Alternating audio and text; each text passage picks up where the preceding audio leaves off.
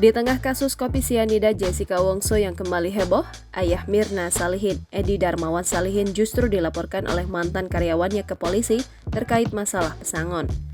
Karena sebelumnya perusahaan milik ayah Mirna Salihin, Edi Darmawan Salihin pernah melakukan PHK besar-besaran pada 2018 karena usahanya tidak berjalan dengan baik lagi.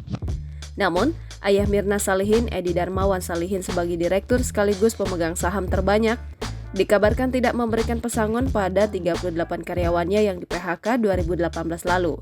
Hal ini pun disampaikan oleh Teguh Sudarmono yang sudah 18 tahun bekerja di perusahaan milik Edi Darmawan Salihin.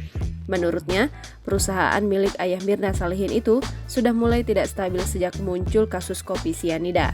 Saat itu, Teguh mengaku sempat berbincang soal keresahannya kepada Edi Darmawan Salihin. Namun ayah Mirna Salihin itu menjanjikan usahanya dan hak untuk karyawan akan kembali normal setelah 3 bulan. Namun faktanya usaha Edi Darmawan Salihin tidak kembali stabil dan justru memutuskan untuk PHK besar-besaran. Teguh pun hanya bisa menerima keputusan ayah Mirna Salihin, tetapi dirinya kecewa ketika tak ada pesangon setelah 18 tahun mengabdi. Setelah itu terjadi PHK besar-besaran itu, saya juga kaget tiba-tiba jadi PHK.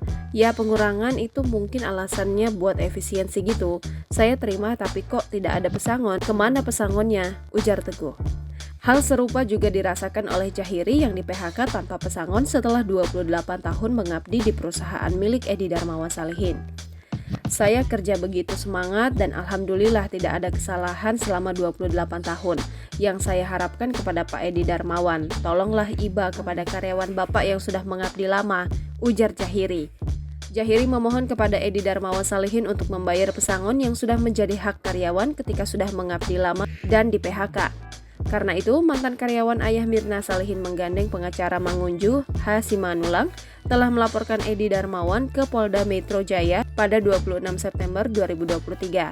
Selain ayah Mirna, mereka juga melaporkan pemegang saham lain seperti istri Edi Darmawan Salihin hingga saudara kembar Mirna Salihin terkait masalah pesangon terhadap 38 mantan karyawan tersebut. Adapun yang kami laporkan itu PT Fajar Indah Cakra Cemerlang sebagai badan hukumnya. Kemudian kami juga melaporkan para pemegang saham, salah satunya Edi Darmawan Salihin sebagai direktur utama dan pemegang saham terbanyak, ujar Mangunju. Download Tribun X sekarang, menghadirkan lokal menjadi Indonesia.